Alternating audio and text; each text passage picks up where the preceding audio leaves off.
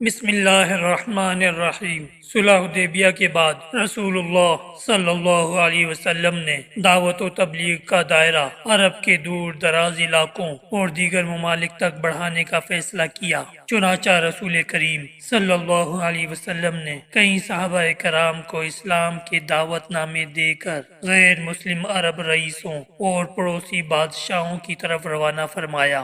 اسی سلسلے میں ایک خط حضرت حارث بن عمیر ازدی رضی اللہ تعالی عنہ کے ہاتھ بصرہ کے عیسائی حاکم حارث بن شمر غسائی کو بھی بھجوایا گیا۔ جب حارث بن عمیر بلقا کے علاقے موتا پہنچے تو یہاں کے عیسائی حاکم شرجیل بن عمر نے آپ کو گرفتار کر لیا اور سفارتی آداب و اخلاق کی یاد کی دھجیاں اڑاتے ہوئے حضرت حارث کو بے دردی سے شہید کر ڈالا۔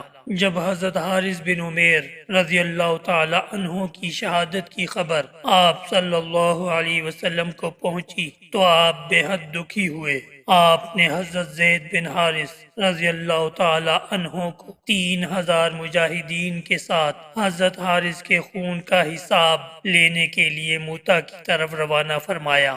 یہ 8 ہجری کا واقعہ ہے۔ لشکر روانہ فرماتے ہوئے آپ صلی اللہ علیہ وسلم نے ہدایت فرمائی کہ اگر دشمن سے لڑتے ہوئے زید شہید ہو جائیں تو لشکر اسلام حضرت جعفر بن ابی طالب رضی اللہ تعالی عنہ کی زیر قیادت لڑے۔ اگر حضرت جعفر بھی راہ اللہ میں جہاد کرتے ہوئے جام شہادت نوش کر لیں تو اسلامی فوج کی قیادت حضرت عبداللہ بن رواحہ رضی اللہ تعالی عنہ سنبھال لیں۔ اگر وہ بھی خالق حقیقی سے جا ملیں تو مسلمان جسے چاہیں سالار لشکر چن لیں۔ شرجیل بن عمر غسائی کو جب اسلامی فوج روانہ ہونے کی اطلاع ملی تو اس نے زور و شور سے جنگی تیاریاں شروع کر دی۔ ساتھ ہی روم کے بادشاہ سے مدد طلب کی جو اتفاق سے ایک بڑے لشکر کے ساتھ اسی علاقے میں موجود تھا۔ شہنشاہ روم نے 1,00,000 فوجی شرجیل کی مدد کو بھیج دیے۔ اسلامی لشکر جب موتا کے قریب پہنچا تو اسے دشمن کی اتنی بڑی تعداد اور وسیع پیمانے پر جنگی تیاریوں کا پتہ چلا۔ صورتحال کی سنگینی کو دیکھتے ہوئے بعض اصحاب نے مشورہ دیا کہ نبی کریم صلی اللہ علیہ وسلم کو حالات سے آگاہ کر کے مدینہ امداد کی درخواست کی جائے۔ اس موقع پر حضرت عبداللہ بن رواحہ رضی اللہ تعالی عنہ نے مسلمانوں کو مخاطب کر کے کہا، اے لوگو، ہمیں دشمن کی تعداد کی کیا پرواہ، ہماری تو دلی خواہش ہے کہ اللہ کے دین کی خاطر اپنی جانیں قربان کر دیں اور شہادت کا درجہ پائیں۔ ہمارا بھروسہ تو صرف اللہ پر ہے۔ اٹھو، اللہ کا نام لو اور 2 کامیابیاں، فتح یا شہادت میں سے ایک حاصل کر لو۔ حضرت عبداللہ بن رواحہ رضی اللہ تعالی عنہ کی تقریر سن کر مجاہدین دشمن پر ٹوٹ پڑے۔ آسمان حیران تھا اور دنیا کی عسکری تاریخ پریشان تھی۔ ایک طرف 3000 مسلمان تھے اور دوسری طرف بہترین جنگی ساز و سامان سے لیس 1,00,000 سے اوپر رومی اور عیسائی فوجیوں کا جمع غفیر تھا۔ مجاہدین کافروں کے لشکر پر اس شدت و بہادری سے جپٹے کہ دشمن کی صفیں پلٹ کر رکھ دی۔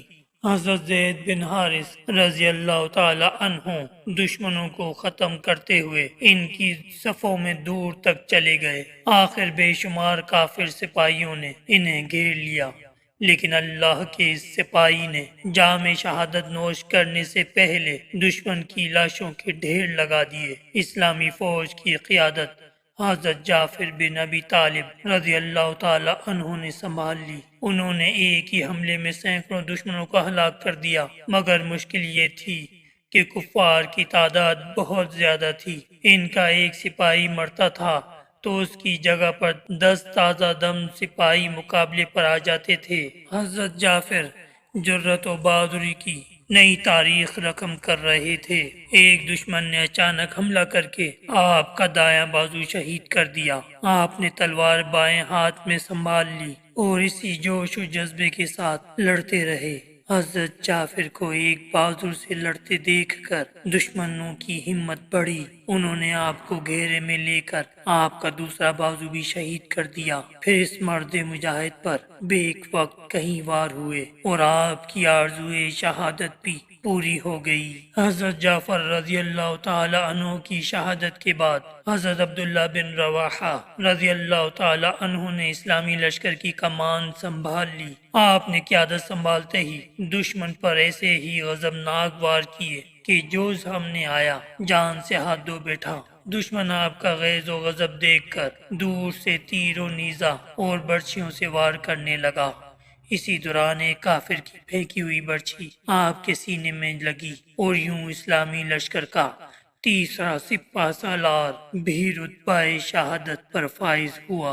اب اللہ کے سپاہیوں نے بنی مخزوم کے نامی گرامی بہادر اور فنون حرب و ضرب کے ماہر حضرت خالد بن ولید رضی اللہ تعالی عنہ کو امیر لشکر چن لیا۔ اپنی آنکھوں کے سامنے رسول اللہ صلی اللہ علیہ وسلم کے منتخب کردہ 3 سپہ سالاروں کی شہادت نے آپ کو اس قدر مشتعل کر دیا تھا کہ آپ دشمن کی تعداد کو خاطر میں نہ لاتے ہوئے ہر قسم کی احتیاط بالائے طاق رکھتے ہوئے دشمن پر ٹوٹ پڑے۔ دشمن جائے پناہ ڈھونڈنے لگا، جو سامنے آیا جان سے گیا۔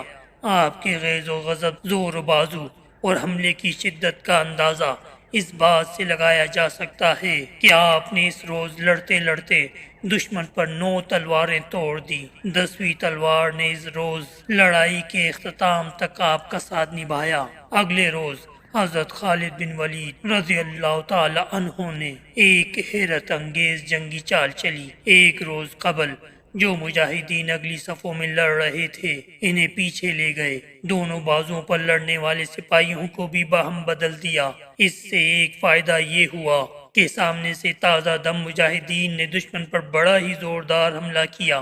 دوسرا، نئے چہرے اور ان کا جوش و ولولہ دیکھ کر دشمن سمجھا کہ مسلمانوں کو تازہ دم فوجی دستوں کی کمک پہنچ گئی ہے۔ یہ سوچ کر رومیوں اور عیسائیوں کے چکے چھوٹ گئے۔ اسی دوران دائیں پہلو کے سالار قطبہ بن قتادہ رضی اللہ تعالی عنہ داد شجاعت دیتے ہوئے دشمن کی کلب میں جا گھسے اور دیکھتے ہی دیکھتے دشمن فوج کے سپہ سالار کو مار گرایا، جس سے دشمن کا رہا سہا حوصلہ بھی جاتا رہا۔ یوں وہ گھبرا کر پسپا ہو گئے۔ ادھر موتا کے مقام پر تاریخ عالم کی حیرت انگیز جنگ جاری تھی۔ ادھر مدینہ منورہ میں رسول اللہ صلی اللہ علیہ وسلم چند اصحاب کے ساتھ مسجد نبوی صلی اللہ علیہ وسلم میں تشریف فرما تھے۔ اللہ نے میدان جنگ کا نقشہ آپ کی آنکھوں کے سامنے کر دیا تھا، جسے دیکھ کر آپ کی آنکھوں سے آنسو رواں تھے اور آپ میدان جنگ کا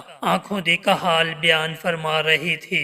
اب جھنڈا حضرت زید نے سنبھال لیا اور وہ شہید ہو گئے۔ اب جھنڈا جعفر نے اٹھایا، وہ بھی اللہ کو پیارے ہو گئے۔